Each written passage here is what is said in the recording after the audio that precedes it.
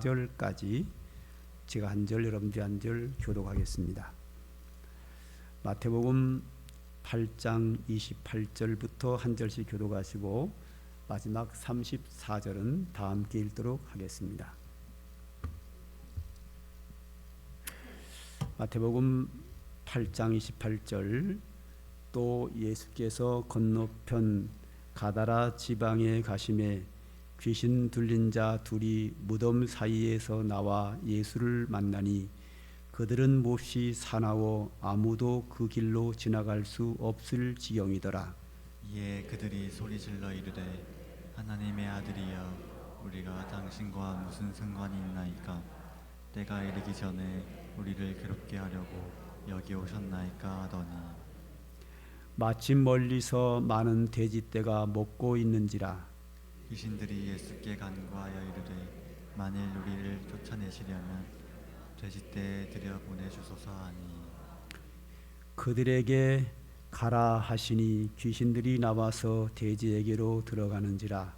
온 떼가 비탈도 내리다라 바다에 들어가서 물에서 물사하거늘 치던 자들아 달아나 시내에 들어가 이 모든 일과 귀신 들린 자의 일을 보아니 온 시내가 예수를 만나려고 나가서 보고 그 지방에서 떠나시기를 간구하더라. 아멘. 네, 오늘 본문은 귀신 들린 자에 대한 이야기입니다. 자, 귀신 들린 자에게 예수님께서 어떤 교훈도 하지 않습니다. 오늘은 예수님의 교훈에 대해서 계속 보고 있는데요. 오늘은 교훈이라기보다는 예수님의 명령입니다. 귀신 들린 자에게 어떤 교훈의 말씀은 없습니다. 뭐 두려워하지 말라라든지 믿음을 가지라든지 뭐 어떤 그런 뭐 죄를 짓지 말라든지 이런 어떤 교훈도 하지 않고 그냥 가라 그러거든요. 이 가라고 할 때 성경에서 가라 할 때는 보통 복음을 전파하기 위해서 나가라, 하나님의 뜻을 이해하기 위해서 사역하기 위해서 가라, 이런 구절들이 많이 있는데 오늘은 그런 부분도 아니고 예수님께서 귀신에게 그 사람에게서 떠나가라 그 말씀입니다. 그러니까 가라 요 두 자밖에 없습니다. 교훈이 아니라 하나님의 아들 예수님께서 귀신을 향한 명령입니다. 가라. 이 귀신 들린 자에게 왜 명령하셨을까? 귀신 들린 자에게 어떠한 교훈이든지 소용이 없는 이유는 뭐냐 하면 귀신이 그를 사로잡혀 있기 때문에 믿음을 가지거나 뭐를 선을 행하거나 악을 행하지 않거나 이를 행할 능력이 없습니다. 제가 이것은 이 상관교회를 목회하면서 귀신들을 제가 10명을 넘게 쫓아냈습니다. 그리고 귀신들과 대화도 해봤습니다. 귀신들하고 대화를 하면요, 그 사람이 자기 자의로 얘기하지 않고 그 속에는 귀신이 얘기를 합니다. 그래서 딱 보면 압니다. 정신적인 병과 귀신 들린 거하고는 엄연히 차이가 납니다. 가장 큰 차이가 뭔가 하면 눈빛이 다르고 그거보다는 가장 큰 차이가 뭐냐면 귀신 들린 자는 복음을 거부합니다. 뭐 어떤 사람들은 자다가 꿈을 꾸는데 마귀가 막 나타났다 그러거든요. 그래서 목사님 제가 마귀가 역사하는 것 같아요. 아닙니다.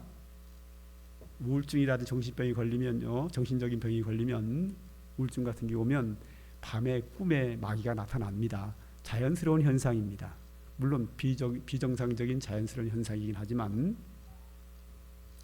귀신 들려가지고 마귀 역사로 마귀가 나타나는 게 아니고 내 마음에 병이 들면 밤에 그런 악령들이 나타나서 나를 괴롭히는 꿈을 꿀 수 있습니다.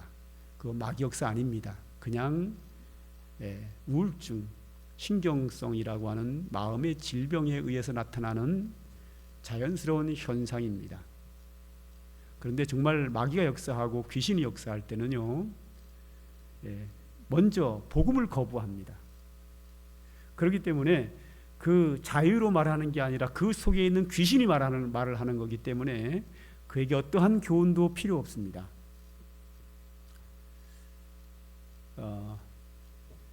제가 한번 여러분들에게 말씀드린 바가 있지만, 우리 옛날에 제가 초등부를 직접 가르칠 때 우리 주일학교 나오는 아이의 할아버지를 제가 중학교 앞 만났는데, 이 할아버지에게서 막 얼마나 악취가 나는지, 이 실외인데도 불구하고 막 저기서 오는데 막 썩는 애가 막 여기까지 확 풍겨요. 그래서 내가 그분을 전도하기 위해서 다음날 가겠다 그랬죠. 가가지고 이제 성도들하고 같이 가서 이게 전도를 하는데 안 맥히는 거예요. 일단 복음을 거부해요. 그리고 하나님 아버지라고 부르니까 하나님까지 따라하는데 아버지라는 말을 못하고 막 이를 물고 막 그러면서 막 말을 못하는 그러는 거예요. 그러면서 이게 안 되는 거예요. 그래서 딱 판단이 와서 이거 귀신 들렸구나. 그래가지고 제가 실패하고 포기하고 집으로 돌아와서 하루 종일 다음 날까지 금식하며 기도하며 그 한 분을 위해서 기도했어요.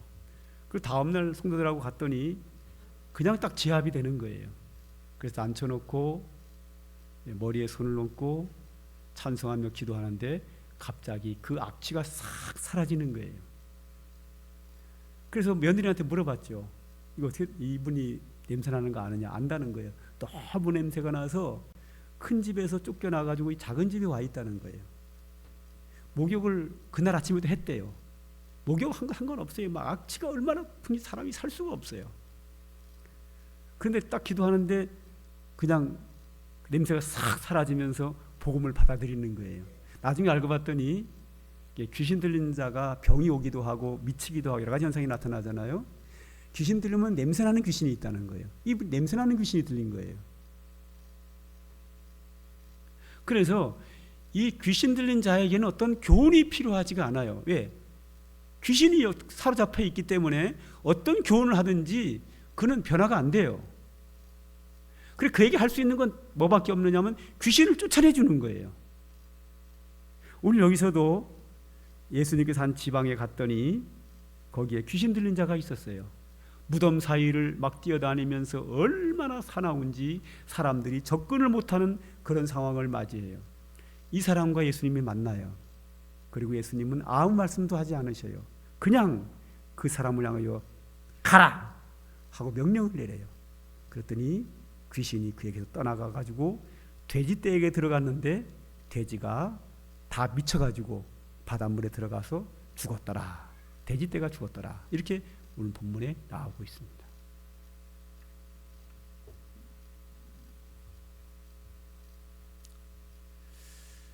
네. 이 사람이 귀신이 들린 거는 모든 사람이 오늘 문제가 있다고 보는 거예요. 잘못된 거죠. 그 가족은 말할 것도 없고 그 마을 사람 모두가 다 이게 비정상인 것을 이게 잘못됐다는 걸 다 압니다. 귀신이 그를 사로잡아서 그가 하고 싶은 말을 못하고 그가 하고 싶은 행동대로 하지 못하고 귀신이 원하는 대로 사납게 날뛰고 무덤 사이를 뛰어다니면서 엉뚱한 소리를 하고 참 저주스럽게 살아가고 있는 거죠. 그래서 이 귀신 들리면 모든 사람들이 다 예수를 믿건 안 믿건 상관없이 다 잘못됐다는 사실을 다 압니다. 그래서 예수님이 잘못된 사람을 고치기 위해서 가라고 명령하자 귀신이 그 자리에서 떠나가게 됩니다. 자, 사람들은 이 사건을 굉장히 큰 사건으로 알고 있습니다. 귀신 때문에 한 사람의 삶이 피폐해졌는데 귀신이 떠나감으로 말미암아 정상으로 돌아왔어요. 소중한 일이죠. 그런데 이 귀신 들린 것은 큰 문제가 되지 못합니다. 왜 큰 문제가 되지 못하냐면 모든 사람들이 잘못된 것이라고 다 알고 있어요. 그리고 기도하면 귀신 들린 건 나가요. 제가 이 교회를 개척한 지 30년이 좀 넘어갔는데요. 제가 만난 귀신 들린 사람 중에서 한 사람도 귀신이 나가지 않은 사람은 없습니다. 다 나갔습니다.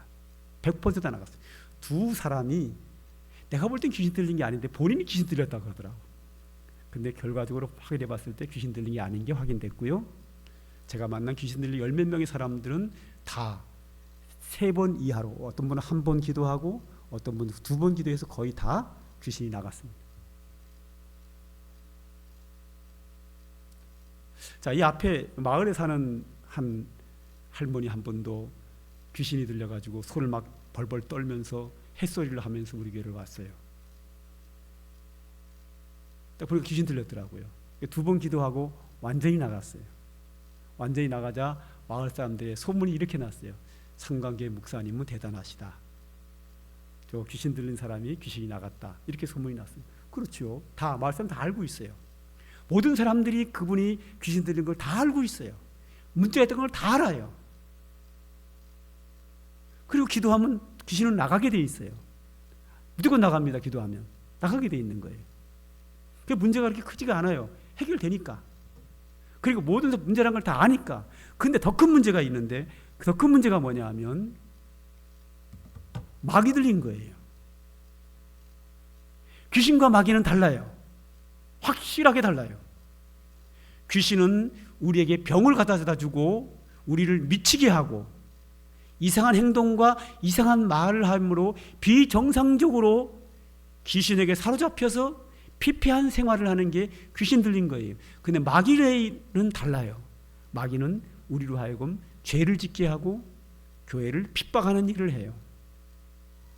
한번 요한일서 3장 8절을 볼까요? 시작. 죄를 짓는 자는 마귀에게 속하나니 마귀는 처음부터 범죄함이라. 하나님의 아들이 나타난 것은 마귀의 일을 멸하려 하심이라. 할렐루야. 하나님의 아들 예수 그리스도가 이 땅에 오신 것은 마귀의 일을 멸하려고 오셨는데 마귀의 일이 뭐냐? 죄를 짓는 자마다 마귀에게 속했다. 마귀는 처음부터 범죄함이라 그랬어요. 귀신 들리면 사람이 미치고 날뛰고 이상한 행동을 하지만 마귀에게 사로잡힌 자는 범죄를 해요. 그래서 저 사람이 마귀에게 사로잡혀서 범죄하는지에 대하여 세상 사람들은 몰라요. 그러나 성도들은 알아요. 저 마귀 역사네. 그러잖아요. 이따가 우리 성도들이 그런 얘기를 하죠. 저 사람 마귀 역사네. 우리는 알아요. 세상 사람들은 몰라요. 귀신 들리면 모든 사람이 다 알아요. 그럼 마귀에게 사로잡히면 세상 사람들은 모르고 예수 믿는 사람들 주로 영적으로 어느 정도만 깨어 있으면 저거 마귀 역사하는 것을 금방 알아차릴 수가 있어요.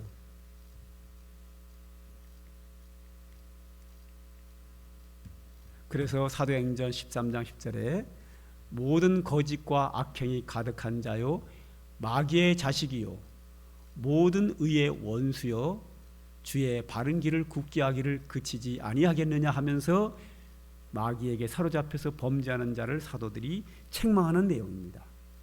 사도행전 13장 말씀은요. 이렇게 마귀에 의해서 범죄하는 것은 우리 성도들은 웬만큼만 영적으로 끼어 있으면 알 수 있어요. 우리 영상실에 다음 주에 갈 200만 성도 집회, 광화문 집회 동영상 한번 그 주최 측에서 만든 공식 홍보 동영상이 2개인데요. 그 중에 하나만 틀어주시기 바랍니다.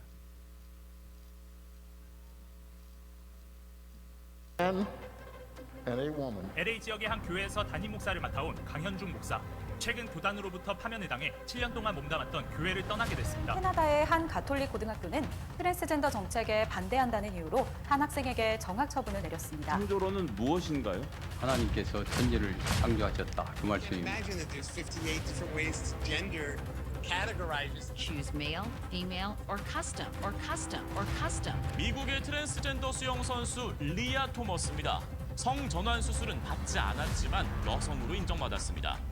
성전환 수술도 받지 않은 상태인데요. 스웨덴에서는 엄마 아빠라는 말 대신 부모 1, 부모 2라는 단어를 사용합니다. 7세 아들의 성전환을 반대하는 아버지의 양육권이 박탈됐습니다. 앞으로 핀란드에서는 자신의 법적 성별을 쉽게 변경할 수 있습니다. 이에 따라 18세 이상의 핀란드인은 자기 선언만으로도 법적인 성별을 바꿀 수 있게 됐습니다. 핀란드 정부는 법안 악용을 막기 위해 성별 전환 요청을 연 1회로 제한한다는 방침입니다.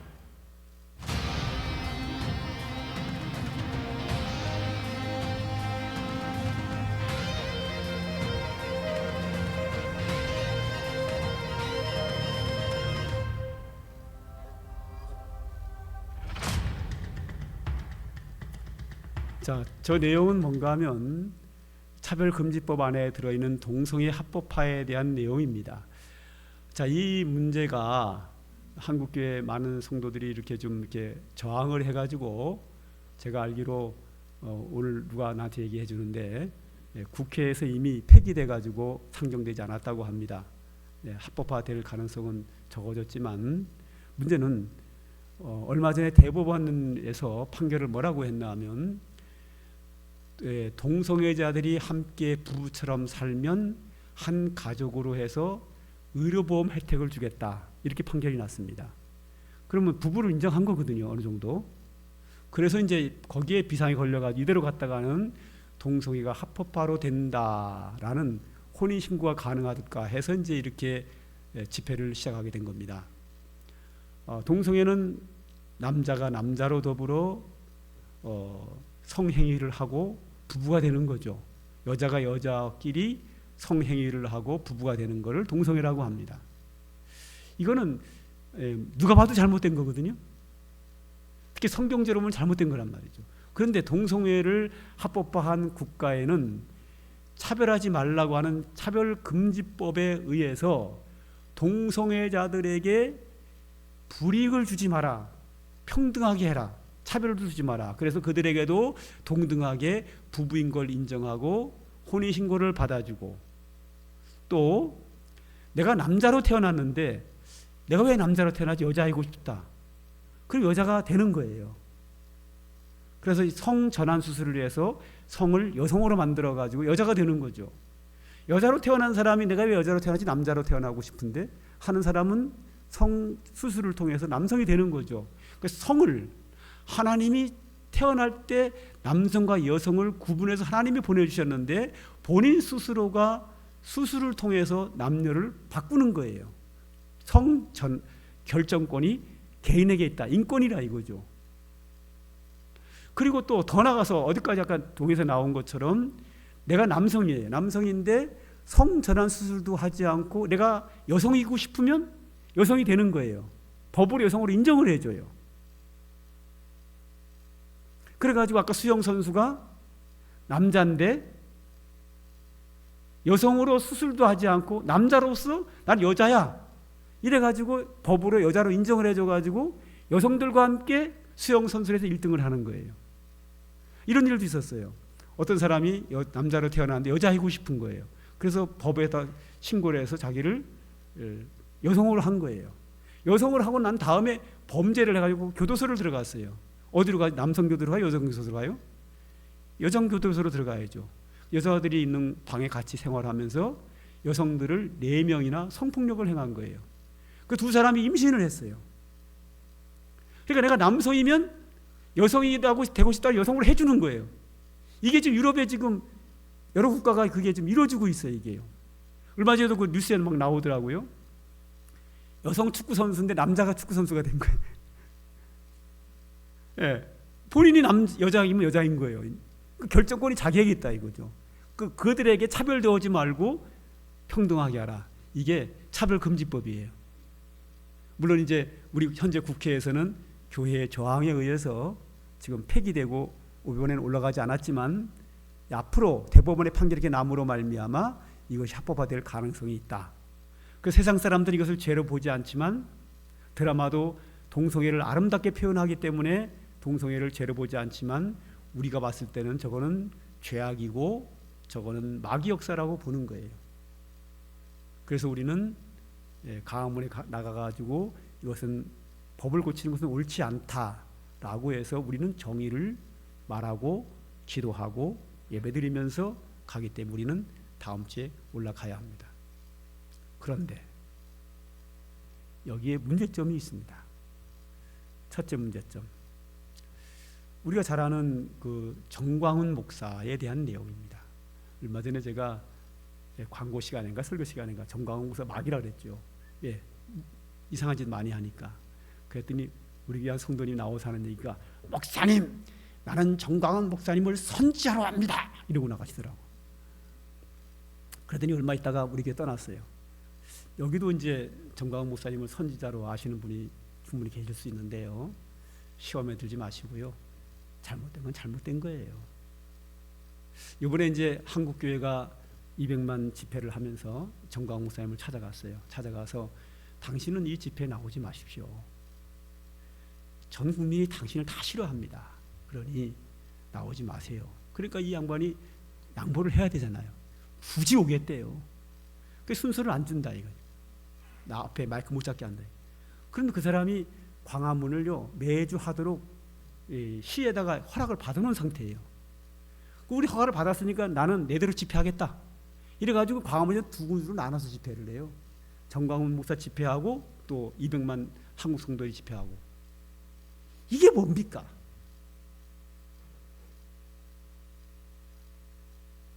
이제 우리가 코로나 시절에 문재인 정부와 언론이 기독교를 탄압한 거 틀림없어요. 탄압했어요. 그런데 그 원인 제공을 누가 했느냐? 1번이 추수꾼이에요. 대구인가 어디에서요. 2번이 정광훈 목사예요. 그냥 광화문에 나가가지고 뭐 그런 마스크도 안 쓰고 막 거기서 막 뭐 문재인 대통령 뭐 방 빼라 그러고 막 정부를 막 비방을 하고 막 그러니까, 근데 그냥 그렇게 하면 되잖아요. 근데 거기다가 예수 이름으로 대통령을 저주를 하는 거예요. 찬송을 부르고 기도를 하고 뭐. 그러니까 정부가 교회를 탄압하게 된 거예요. 우리나라 역사상 대통령이 기독교를 탄압한 정부는 처음이에요. 문재인 정부가. 그런데 그 원인 제공을 기독교의 이단인 추수꾼에서 제공을 했고, 두 번째로 정광훈 목사가 제공을 했어요. 잘못된 거예요. 그럼 한국교회가 이 집회를 하면서 끝까지 설득을 한 다음에 집회를 해야지, 동시에 집회를 한다는 것은 이게 잘못된 거예요.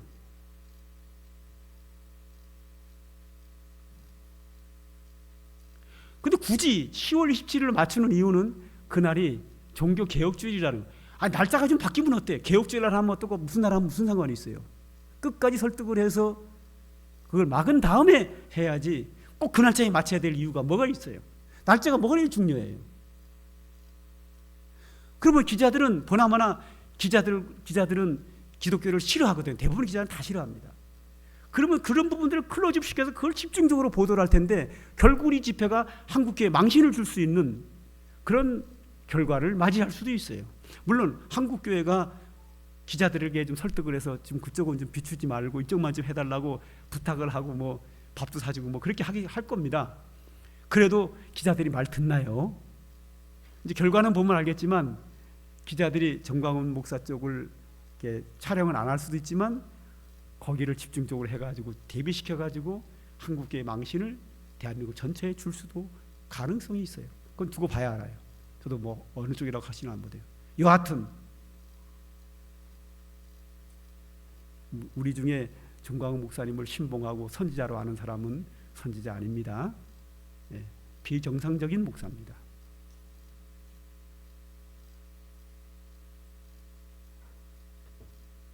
잘못된 겁니다. 여러분이 아무리 존경해도 잘못된 거예요. 그리고 또 하나의 문제가 있어요. 한국교회는 세상이 잘못된 법을 만드는 것에 대하여 저항하기 이전에 우리 교회가 그들에게 돌을 던질 만큼 거룩한 교회로 서 있는가가 더 중요합니다.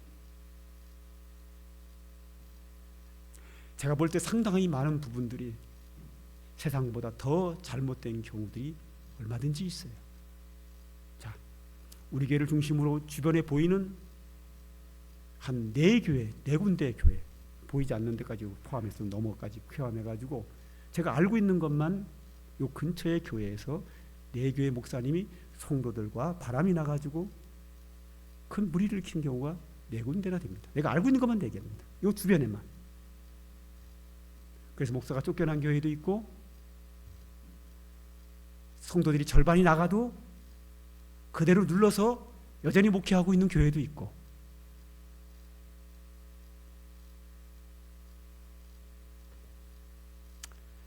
담임 목사님이 성도들과 바람이 나는 거하고 세상 사람들의 동성애하고 누구 죄가 클까요? 그러면 될 거예요. 목사님이 성스러운 예배 시간에 그런 얘기 왜 합니까? 세상은 다 알아요. 세상이 다 아는데 우리가 아는 게 뭐가 문제입니까? 성경을 보세요. 성경은 거룩한 하나님의 말씀 성경 안에 보면 인간의 취약된 부분들을 그대로 적나라하게 드러내요. 알 건 알아야죠. 세상은 다 아는데 우리만 시시해서 뭐 할 거예요?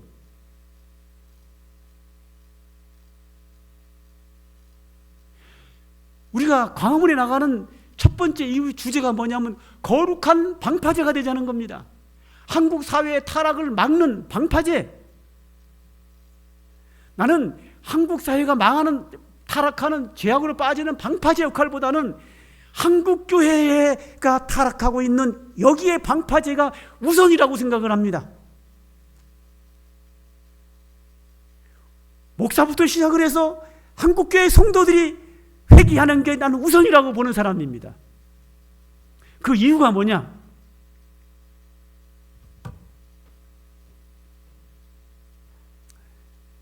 자, 귀신이 있고 마귀가 있고 사탄이 있습니다.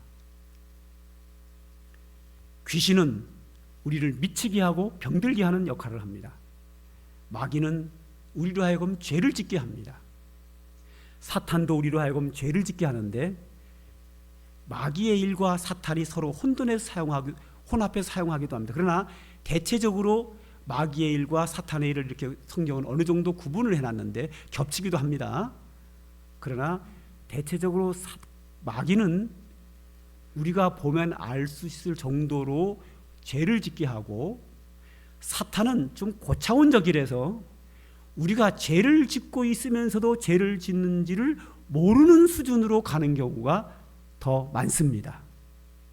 자, 한국 사회가 동성애를 합법해야 하는 거 우리가 봐도 저 마귀 역사구나, 죄구나 딱 알아요. 그런데 한국 교회 안에 들어와 있는 타락의 물결과 죄악에 대해서는 한국 교회가 모른다는 데 문제가 있어요. 자, 마태복음 16장 23절을 제가 읽겠습니다. 예수께서 돌이켜 베드로에게 이르시되 사탄아 내 뒤로 물러가라. 너는 나를 넘어지게 하는 자로다. 내가 하나님의 일을 생각하지 아니하고 도리어 사람의 일을 생각한다. 자, 여기서 예수님이 내가 죽는다. 그렇죠. 예수님이 죽으려고 오셨으니까. 우리의 죄를 대신하여 십자가에 못 박혀 죽으시려고 오셨어요. 그래서 예수님이 앞으로 될 일에 대하여 제자에게 설명을 하는 거예요. 내가 인류를 구원하기 위해서 세상 죄를 지고 십자가에 박혀 죽는다. 그러니까 베드로가 막아요. 주여, 그런 일이 주님께 절대 일어날 수 없습니다 하고 막아요. 지금 베드로가 예수님을 생각해서 하는 말이지만 그 베드로의 말은 사탄의 말이에요. 베드로는 자기가 지금 한 말이 죄인지를 몰라요. 그래서 예수님은 베드로를 향하여 말합니다. 사탄아 물러가라. 너는 나를 넘어지게 한다. 나는 지금 십자가를 져야 될 사명이 있는데 네가 그 하나님의 일을 막고 있다는 겁니다. 베드로는 지금 사탄에게 매어서 범죄하고 있으면서도 범죄하는지를 모른다는 거예요. 왜 사탄이 하는 일을 우리가 모를까요? 왜 안 넘어가죠? 넘겨주세요. 영상실 넘겨주세요. 사탄이 하는 일을 모르는 이유는 고린도전서 11장 14절에 이것은 이상한 일이 아니니라. 사탄도 자기를 광명의 천사로 가장하나니. 사탄은 광명의 천사로 가장되어 나타납니다. 마귀는 어두운 곳에서 나타나고 마귀처럼 생겼기 때문에 누가 우리 성도들이 봤을 때 저거 마귀 역사, 저거 죄악이야, 딱 구분이 돼요. 사탄의 역사는 다 그런 건 아니, 대체적으로 우리가 볼 때 죄가 아닌 것 같이 느껴져요. 왜? 사탄이 광명이 뭐죠? 빛의 천사로 가장해서 나타나기 때문에 그래요. 베드로가 예수님을 생각해서 주님 절대 죽을 수 없습니다. 얼마나 아름다운 얘기입니까? 그러나 사탄의 말이에요. 하나님의 구원 사역을 지금 막고 있단 말이죠. 그래서 몰라요. 그래서 이 문제는 심각한 거예요. 모르기 때문에 심각한 거예요.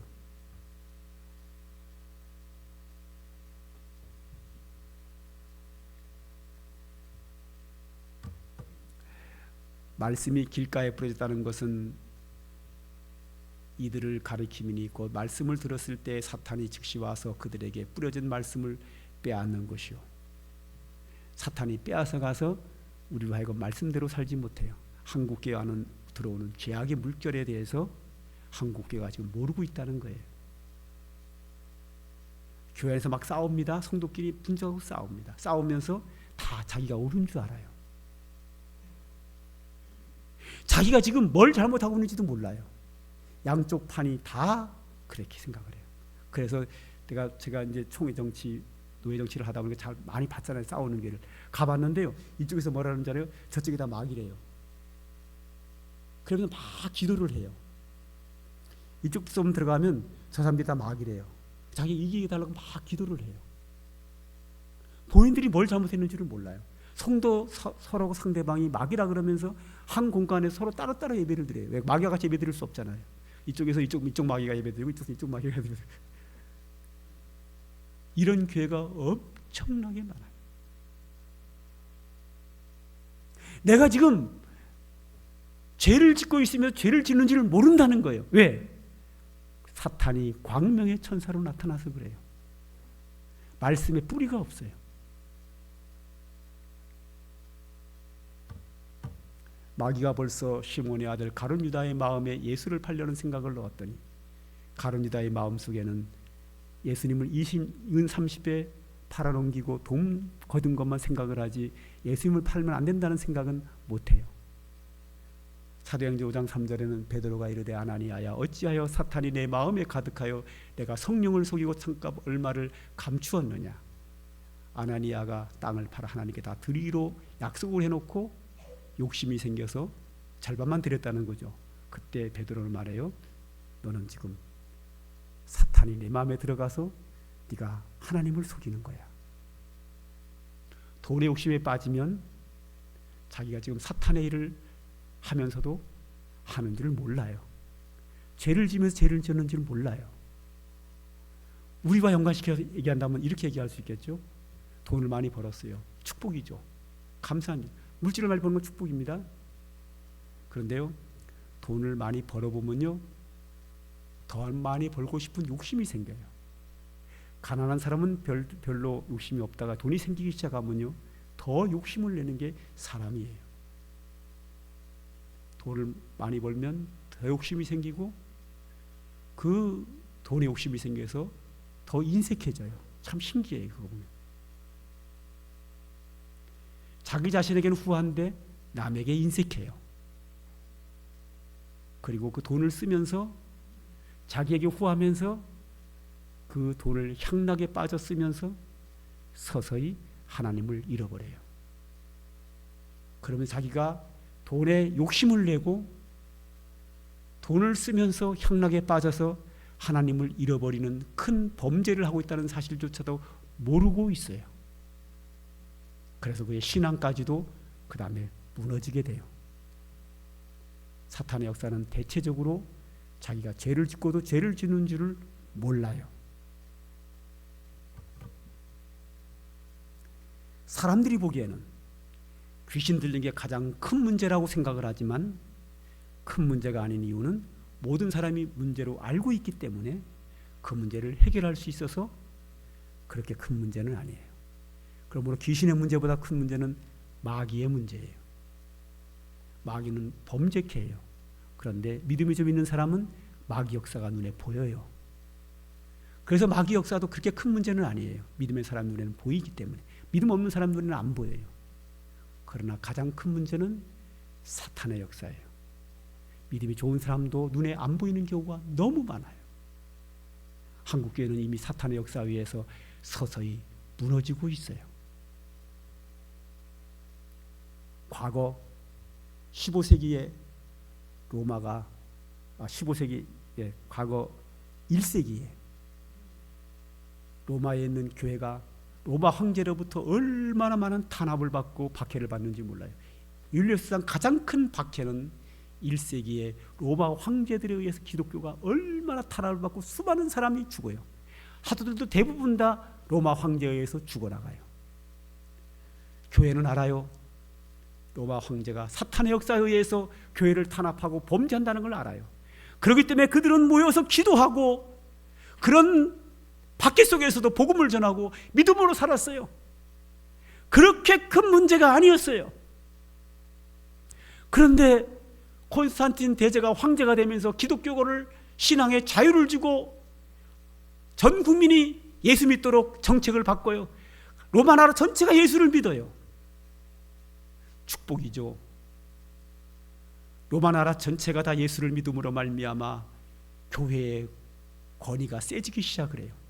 교황권의 권위가 왕권보다 세지기 시작을 하면서 교황이 타락을 해요. 물질의 욕심을 내서 성직을 매매하고 온갖 범죄를 다 저지르고 있어요. 그리고도 그들은 죄 졌는 줄을 몰라요. 그리고 종교개혁이 일어나면서 그 복음이 유럽으로 퍼져나가면서 유럽의 많은 교회들이 부흥하지만 하나님의 축복으로 유럽이 잘 살고 하나님의 축복을 받으면서 역시 세속화되어 가지고 그들은 사탄에 의해서 세속화되면서 범죄했는지를 몰라서 유럽의 모든 교회들이 거의 다가 지금 무너져 있는 상태로 예배당이 텅텅 비어 있고 유럽에 예수 믿는 사람이 별로 없어요. 이제 한국 교회가 사탄의 역사에 의해서 세속화에 빠져서 지금 무너져 가고 있어요. 심각한 문제예요. 한국 교회는 이제 부흥의 전성기가 지나갔어요. 과거에 믿음의 사람들이 한국 교회 안에 얼마나 많은 박해를 받았는지 몰라요. 지금 박해가 없어졌어요. 지금 한국 교회 스스로가 범죄하면서도 범죄하는지를 모르고 하나님의 말씀과 관계없이 살면서 잘못 사는지도 모르고 타락한 생활을 계속해서 이어져 가고 하고 있어요. 미래학자들과 교회 전문학자들마다 동일하게 하는 이야기가 2050년대가 되면 한국교회는 유럽처럼 무너진다라고 이구동성으로 그렇게 말하고 있어요. 제가 봐도 2050년대면 충분히 무너질 수 있는 가능성이 충분히 있어요. 지금 한국교회는 세상이 타락해가는 걸 동성애 합법화를 방파제로 나가서 싸우는 것도 중요하지만 물론 저도 갈 거고 우리는 참석해야 돼요. 그보다 더 중요한 것은 우리의 거룩함을 회복하는 거예요. 국회가 잘못된 법을 만드는 것에 대한 저항이 이전에 우리 교회가 목사부터 시작해서 전 성도가 우리가 지금 타락하고 있는 우리의 잘못에 대하여 우리가 집회하고 회개하고 우리를 지금 고쳐나갈 때라고 저는 그렇게 봐요. 우린 세상에 죄악의 물결이 다가오는 것에 대한 거룩한 방파제가 아니라 우리의 가슴 속에 하나님의 말씀과 성령의 은혜로 채워서 내 속에 들어오는 세속화의 물결과 이 죄악의 물결의 방파제가 내 심령이 되어야 될 줄로 믿습니다.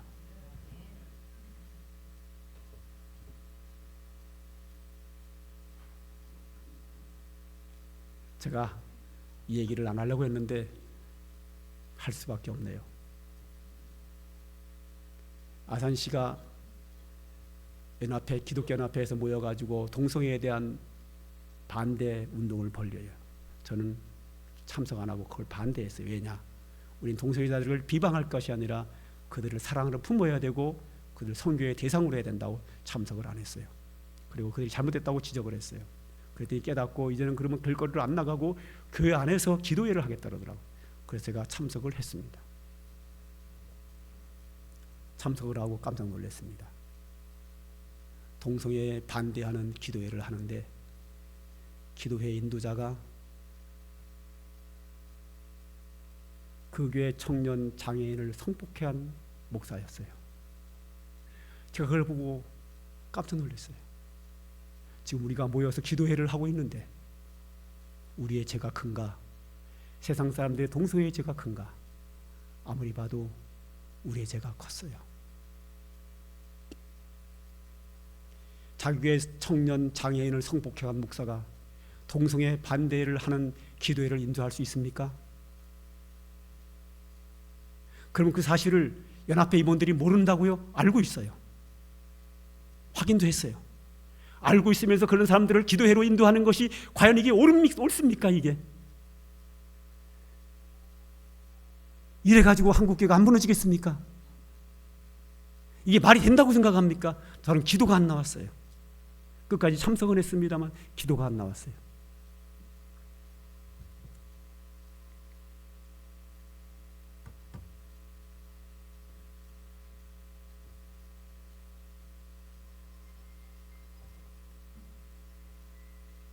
우리는 세상의 죄악을 지적하기 이전에 하나님의 말씀으로 내 가슴판에 새겨서 내 안에 주의 은혜로 성령으로 충만케 하여 세속화로부터 내게 밀려오는 이 죄악에 대하여 우리의 가슴이 거룩한 방파제가 되어야 합니다.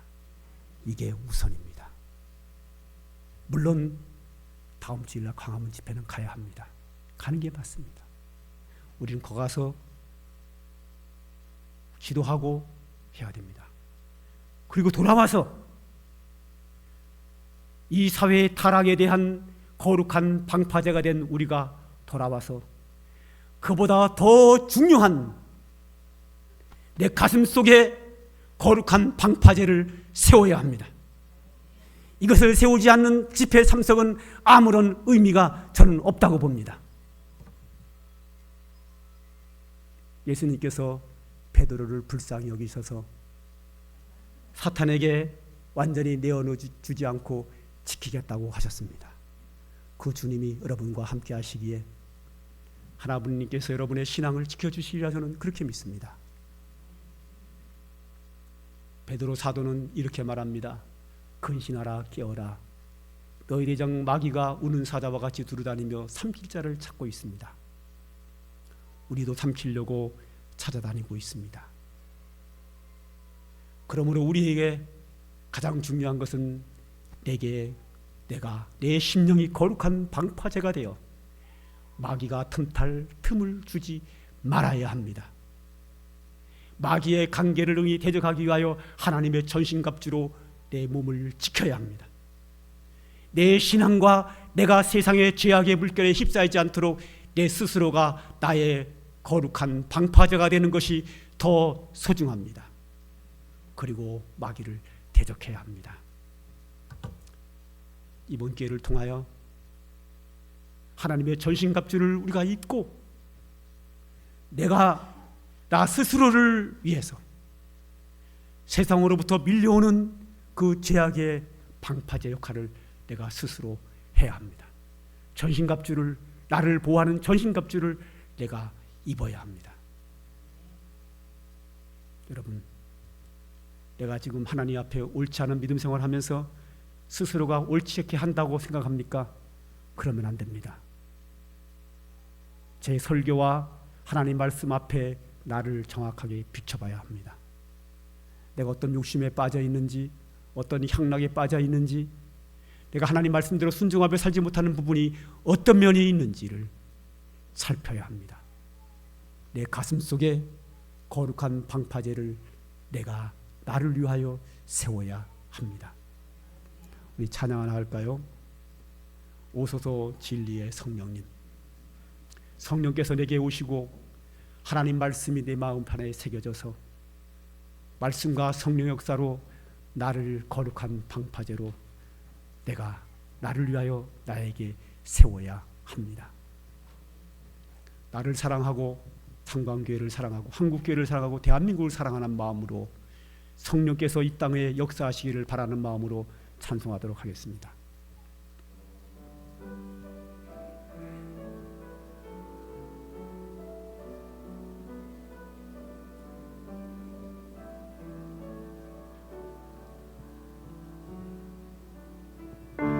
오소서 진리의 성령님 이 땅 흔들며 임하소서 거짓말하며 죄악에 무너진 우리 가슴 적게 하소서 오소서 은혜의 성령님 하늘 가르고 임하소서 거룩한 불꽃 하늘로서 임하사 타오르게 하소서 주 영광 위에 우리의 불길 타오르게 하소서 진리의 말씀 이 땅 새롭게 하소서 은혜의 강물 흐르게 하소서 성령의 바람 이 땅 가득 불어와 흰 옷 입은 주의 순결한 백성 주의 영광 위에 이제 일어나 이 열방을 치유하며 행진하는 영광의 그날을 주소서.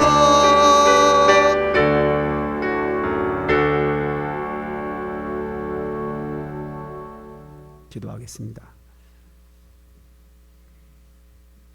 아버지 하나님, 대한민국 땅에 복음을 주시고 그 안에서 우리가 복음으로 인하여 하나님을 만나고 은혜 가운데 살게 하신 것 감사하며 영광을 돌립니다.